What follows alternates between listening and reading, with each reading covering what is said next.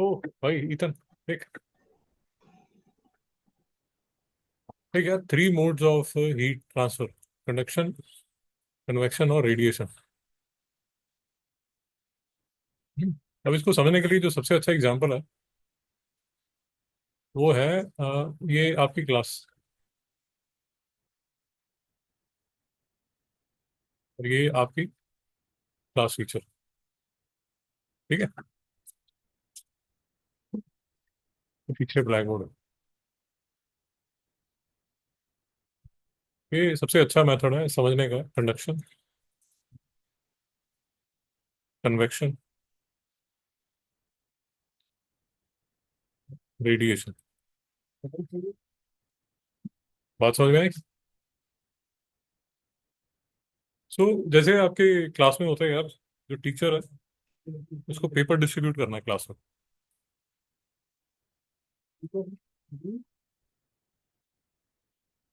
सही, एकदम समझ आ रहा है? सो आपके जो टीचर हैं उनको पेपर्स डिस्ट्रीब्यूट करना है। Now there are different ways in which he और she can distribute the papers. तो पहला तो ये कर सकता है कि यहाँ पर पेपर्स का बंडल रख दें। तो ये जो फर्स्ट स्टूडेंट है वो अपना पेपर, एक पेपर ले लेगा और बाकी पीछे पास कर देगा। तो बेसिकली ये जो बंडल है ये पीछे मूव करता रहेगा। हर जो स्टूडेंट है वो अपनी सीट पे बैठा रहेगा। There is no movement of the student, there is no movement of the teacher. कोई मूवमेंट नहीं है। मिस्टर अर्नव, समझ आया? Yes sir. यार इसमें कोई मूवमेंट ऑफ द स्टूडेंट नहीं है ना, टीचर। आपके जो टीचर है वो भी मूव नहीं कर रहे। ये बंडल रख दिया, ये जो बंडल है ये पीछे जाता है और हीट ट्रांसफर हो रही है। So this is the example of conduction. याद है? ठीक है। कन्वेक्शन में what your teacher can do is कि one by one sir can give the papers. एक पेपर ईदन को दे दिया, एक अर्नव को दे दिया, एक यहाँ दे दिया, यहाँ दे दिया, and your sir is moving. नहीं समझ में आया? तो इसमें there is a movement of the particle which is carrying the exam papers. Mister Arnav को डाउट है? No sir. और तीसरा जो मेथड है वो सबसे बेस्ट मेथड है कि what your madam does is throws the paper. ये ले अर्नव, ये ले ईथन, ये ले कियारा, ये ले Atharv. So she like throwing the papers. नहीं समझ में आया? वो जो है throwing the paper, that is the example of radiation. Mister Arnav, कोई डाउट है? No sir. तो अगर आप ये देखेंगे ना, conduction is a process of heat transfer in solids. Heat is transferred from particle to particle without the actual movement of the particle. याद रखिए, कोई एक्चुअल मूवमेंट नहीं है भाई। यार तू पहले पेन की सर्जरी कर ले, है ना? ये तो चलता रहेगा। कर ले, उसकी सर्जरी कर ले। तो इसमें इन्होंने क्या किया? 1 2 3 are fixed with wax regular interval iron, one end of the heated, procedure repeated using plastic rod. तो दो तरह के एक्सपेरिमेंट्स कर रहे हैं।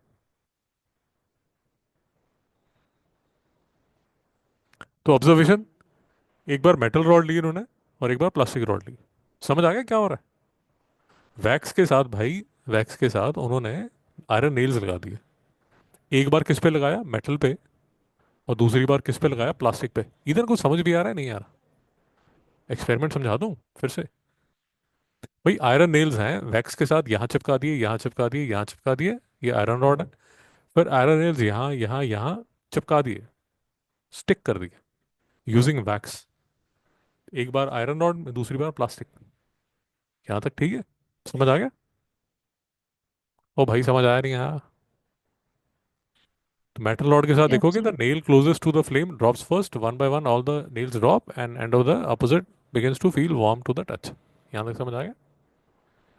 The end closer to the flame begins to melt while the nails remain unaffected. Also, the rod does not feel warm to the touch because जो आपकी plastic rod है, that's a bad conductor of heat.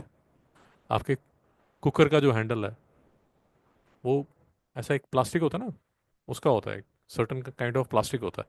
Y? Because it is a bad conductor of heat. जो cooker का, भाई देखा है नहीं देखा? मिस्टर अर्नब, कुकर तो देखा होगा ना, उसका जो हैंडल है वो प्लास्टिक का होता है और बाकी मेटल का है, हाँ बिकॉज सर। मेटल को हाथ लगाओगे वो तो हाथ जला देगा आपका। बट जो प्लास्टिक है, it's a bad conductor of heat. यहाँ तक कोई डाउट है? और सर प्लास्टिक मेल्ट नहीं हो सकता है? जी, वो जो, भाई वो जो मेटल यूज कर रहे हैं, जो कुकर में मेटल यूज कर रहे हैं, वो certain kind of plastic use कर रहे हैं जो कि मेल्ट ना हो। नहीं तो, आप समझ पा रहे हैं जो मैं कह रहा हाँ सर।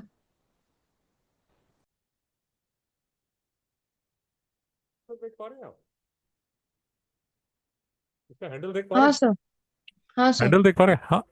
तो ये जो सर्टेन काइंड ऑफ प्लास्टिक है जो कि मेल्ट नहीं हो रहा, अगर आप उसके जो मेटल है उसको यूज करेंगे तो मेटल तो आपका हाथ जला देगा। समझ रहे हैं? हाँ सर। तो उसमें जो हैंडल यूज किया उसने, वो एक सर्टेन काइंड ऑफ प्लास्टिक है। बट वो जो प्लास्टिक है, it's a bad conductor of heat. उसको मेल्ट नहीं होने देता। कोई डाउट है यहाँ तक? No sir.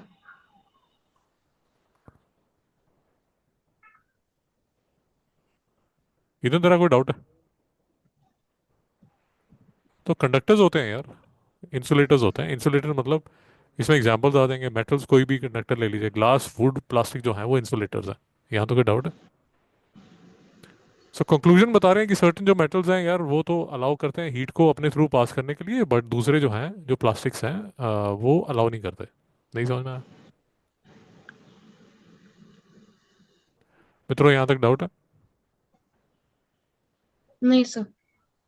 अब यहाँ एक बड़ा इंटरेस्टिंग, मतलब ऑलमोस्ट एस्टोनिशिंग एक्सपेरिमेंट है। आपने ग्लास ट्यूब ली, उसमें वाटर है। ऑलमोस्ट एस्टोनिशिंग एक्सपेरिमेंट है ये, बिलीव नहीं होता। आपने टेस्ट ट्यूब ली, वाटर है, नीचे आइस है। यहाँ पर आप इसको गर्म कर रहे हैं, ये जो पोर्शन है वाटर का, ये बॉयल हो रहा है और स्टीम भी जनरेट हो रही है।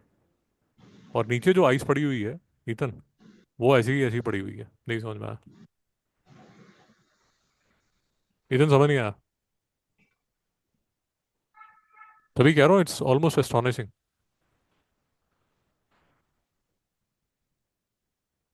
ईथन, ये टेस्ट ट्यूब है। यहाँ तूने वायर लगा दिया, मतलब ऐसे इसको कवर कर दिया, और यहाँ आइस क्यूब्स डाल दिए। आइस क्यूब, आइस क्यूब समझता है ना? और पूरा इसमें वाटर है। अब आप क्या कर रहे हैं, यहाँ से वाटर को गर्म कर रहे हैं। अर्नब, समझ आ रहा है आपको एक्सपेरिमेंट? Yes sir. यहाँ जो वाटर होगा, भाई वो बॉयल होगा, उसकी स्टीम भी जनरेट हो जाएगी, उसके यहाँ तो पूरा तामझाम हो रहा है। बट आप देखेंगे ये जो आइस है, ये मेल्ट नहीं कर रही। नहीं समझ में आया?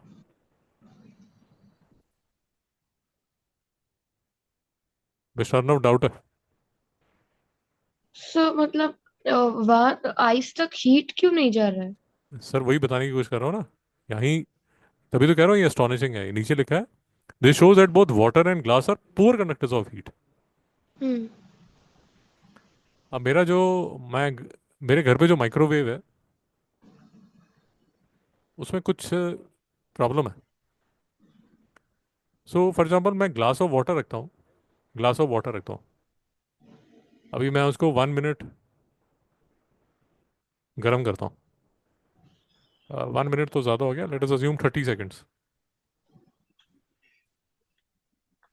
व्हाट एल्स ही इज, ये जो ऊपर वाला है ना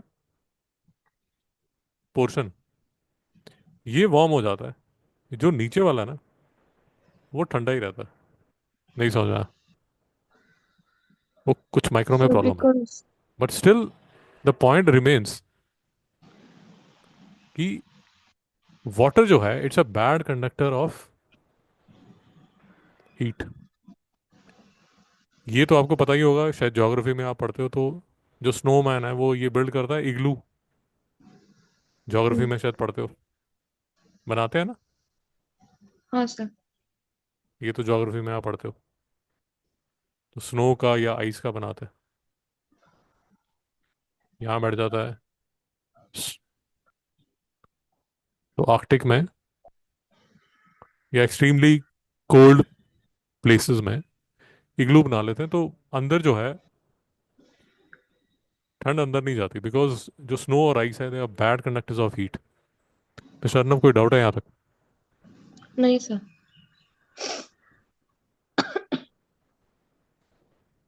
तो ये बहुत अस्टॉनिशिंग है। ऑफ कोर्स थोड़ी देर बाद आइस तक पहुंच जाएगा, बट बिगनिंग में आप देखेंगे कि टाइम लेता है यहाँ तक आते आते। तो टाइम इसलिए लेता है बिकॉज उसके बाद फिर क्या शुरू हो जाता है, उसके बाद कन्वेक्शन करंट शुरू हो जाते हैं। सर एक आइस, डाउट था मुझे वो बोलिए एक्सपेरिमेंट में। बोलिए बोलिए। सर वो मेटल वायर क्यों रखा है? वो सिर्फ ये यहाँ पर ही लिखा हुआ ना, metal wire prevents the ice from floating to the top, ताकि ये ऊपर ना जाए। Okay okay. तो फाइनली ओके। जाएगा। फाइनली यार आइस मेल्ट हो जाएगी थोड़ी देर तक, क्योंकि कन्वेक्शन करंट्स स्टार्ट हो जाएंगे। वो कन्वेक्शन करंट्स क्या होते हैं, वो नेक्स्ट टॉपिक है।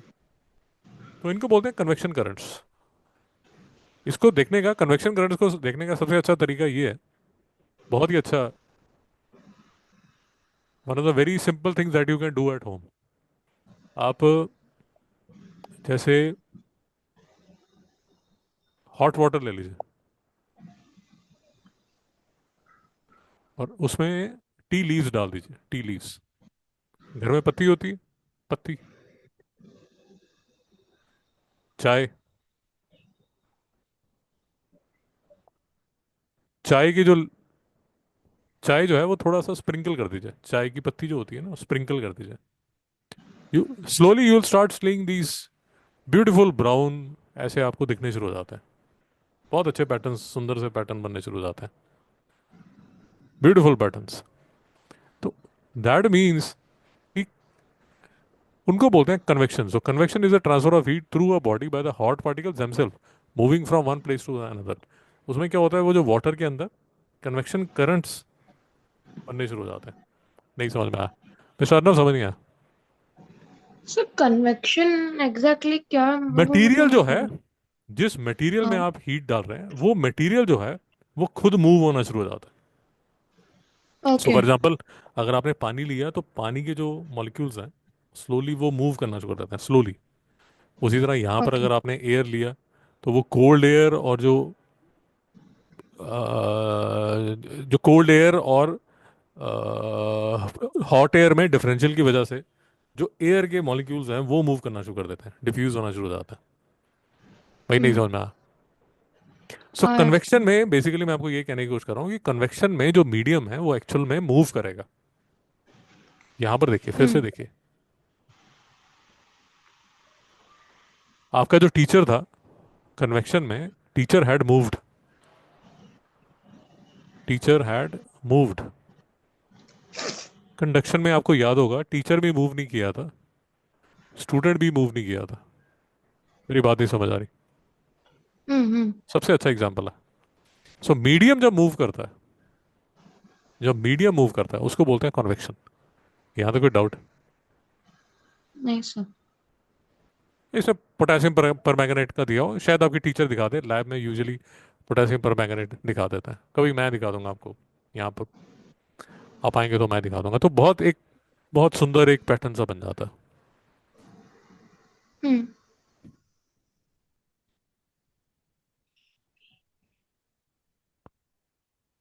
फिर ये एक इंटरेस्टिंग है कि हॉट एयर जो है वो लाइट होती है, वो ऊपर उड़ती है, और कोल्ड एयर जो होती है वो डेंस होती है, हैवी होती है। ये भी आपकी किचन में ही आप देख सकते हैं, इसमें भी कोई बड़ा प्रूफ नहीं चाहिए, बहुत सिंपल है।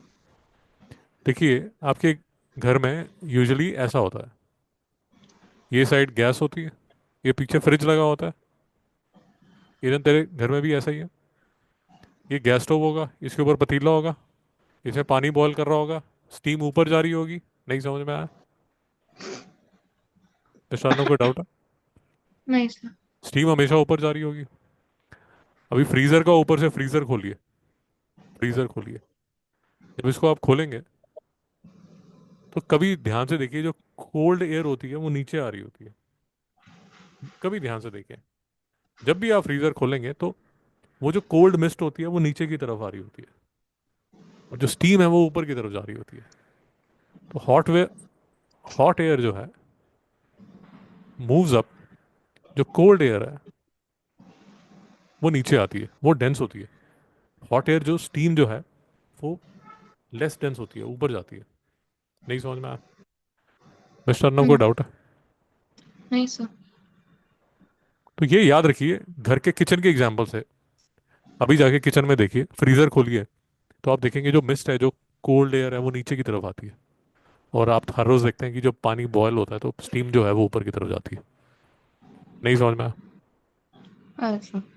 इसीलिए घर में जो एसी है, आपने कभी देखे होंगे, घर में ऊपर ऊपर की तरफ लगाए जाते हैं। एसी नीचे नहीं लगाए जाते। वो इथन समझ आ रहा है? नीचे नहीं, सोफे के पीछे नहीं लगाना। तो एसी ऊपर लगाए जाते हैं, क्यों? क्योंकि जो कूल एयर है वो नीचे आती है।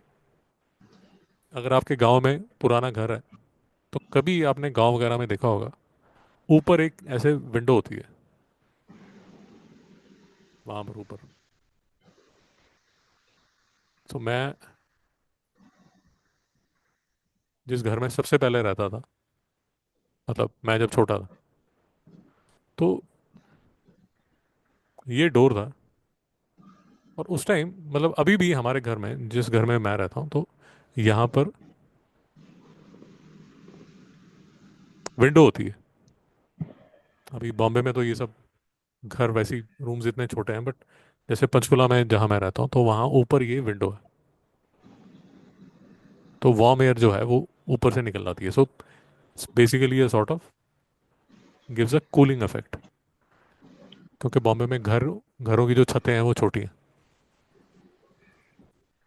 मिस्टर अर्नब को डाउट है? नहीं सर। तो अगर आप गांव में जाते हैं, आपका अगर गांव में नाना नानी दादा दादी का पुराना घर है, तो कभी देखिए, दरवाजे के ऊपर खिड़कियां होती हैं, उस पर जाली लगी होती है या जैसा भी होता है। सो इनको बोलते हैं हम्म। Convection currents. कन्वेक्शन मतलब जो मीडियम है वो खुद मूव कर रहा है। मीडियम, मीडियम एयर हो सकता है, वाटर हो सकता है, कुछ भी हो सकता है। ओ भाइयों, को समझ आ रहा है नहीं आ रहा? हाँ सर। तो ये आपने बलून में, ये तो काफ़ी आपने टीवी वगैरह में देखा होगा कि नीचे ऐसे इसको जला देते हैं तो वार्म एयर होती है, वो ऊपर चली जाती है। काफ़ी आपने देखा होगा।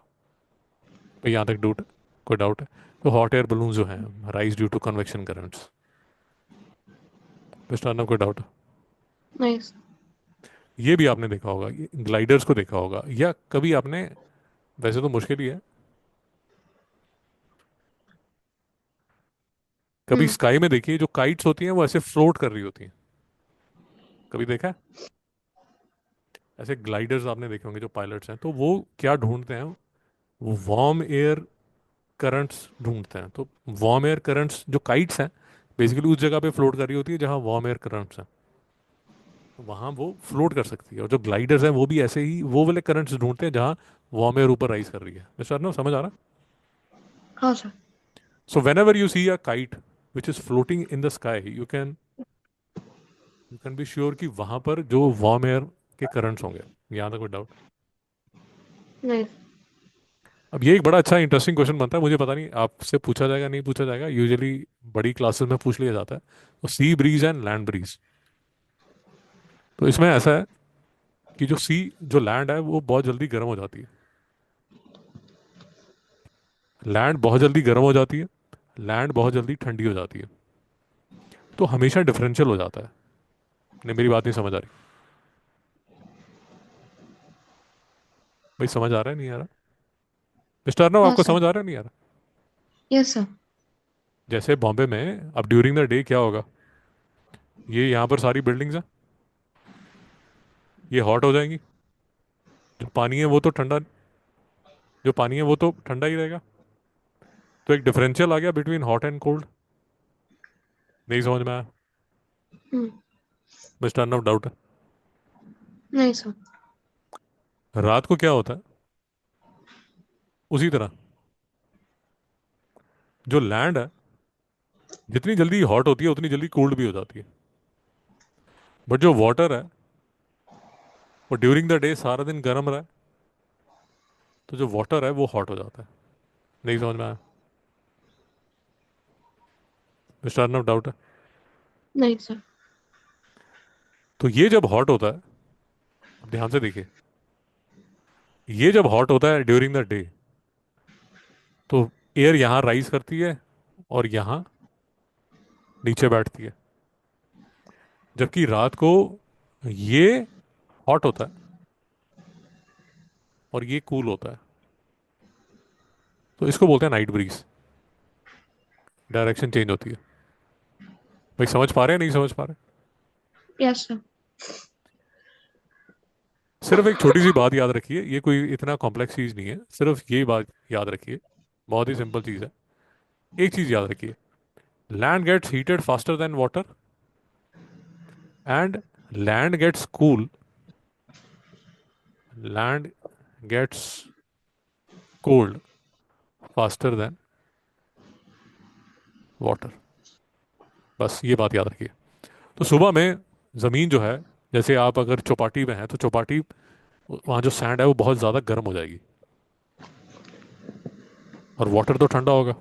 बट अब सारा दिन जो सूरज है, जैसे गोवा में आप बीच पे हैं, तो सारा दिन जो धूप है उसने वाटर को गर्म किया।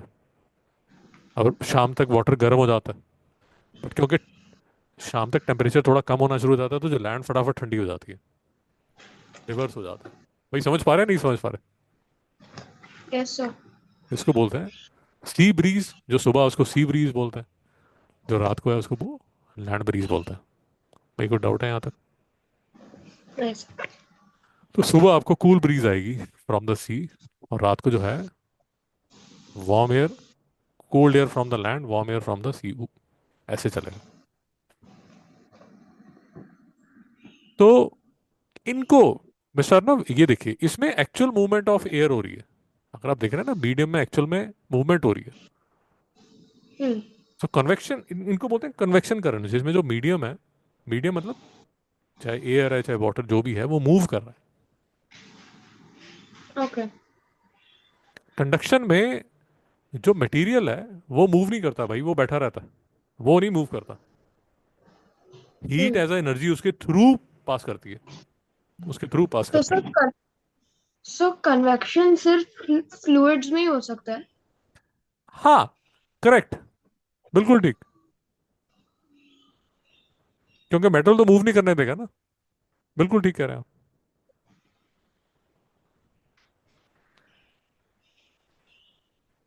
आगे चलें?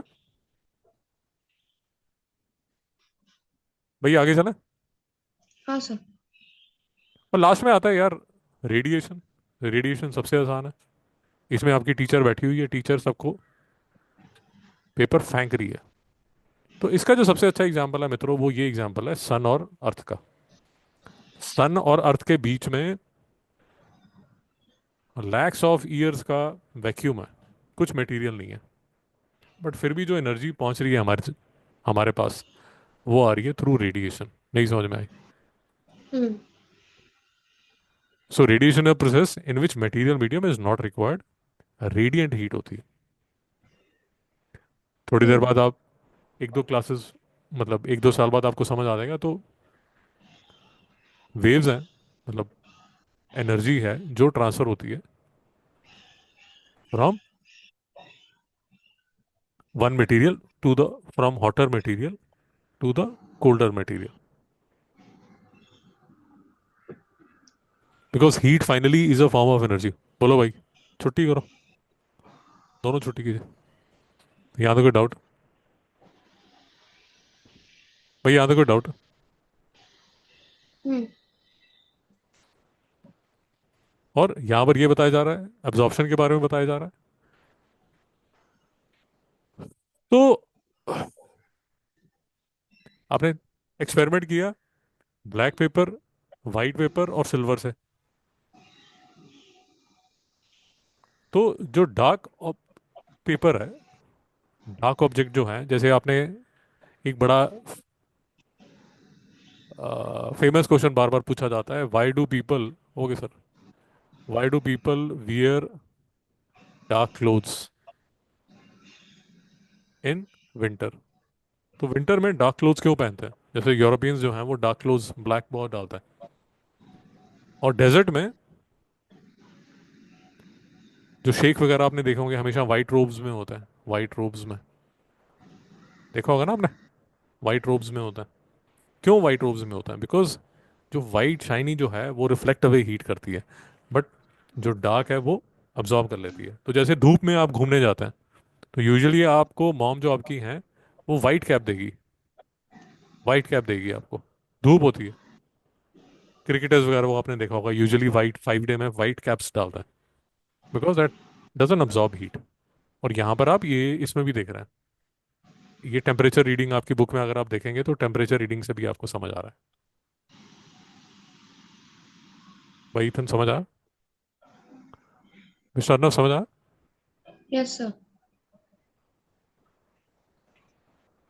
ठीक है, इथन तू भी पढ़ ले इसको यार, है ना? ठीक है मिस्टर अर्नब, ये हमने ये न्यूमेरिकल्स आपको भेजे थे, न्यूमेरिकल्स हो चुके हैं, वो फ़ारेनहाइट यस और सर। सेंटीग्रेड की कन्वर्जन यस सर। कर ले भाई इथन। तो ये चैप्टर पूरा पढ़ लीजिए यार, अभी कोई जो भी रिमेनिंग डाउट्स हैं वो मेरे से डिस्कस कीजिए। Okay sir. You didn't understand how to do it? Okay. Arnab आपने ये सेंटीग्रेड और ये सब कन्वर्जन की हुई है क्या? सर मैंने फर्स्ट 15 जो थे वो फ़ारेनहाइट टू सेल्सियस थे। सो वो मैंने कर लिए, पर सेल्सियस टू फ़ारेनहाइट मैंने फॉर्मूला लगाया, मैंने 3 4 किए, पर मुझे वो आंसर्स में जो लिखा है वो सेम आंसर मुझे नहीं आया तो। ठीक है, कल मैं आपको समझा देता हूँ, कल आप दोनों को समझा दो। हाँ सर। ठीक है, ठीक। उसके बाद ये चैप्टर खत्म है।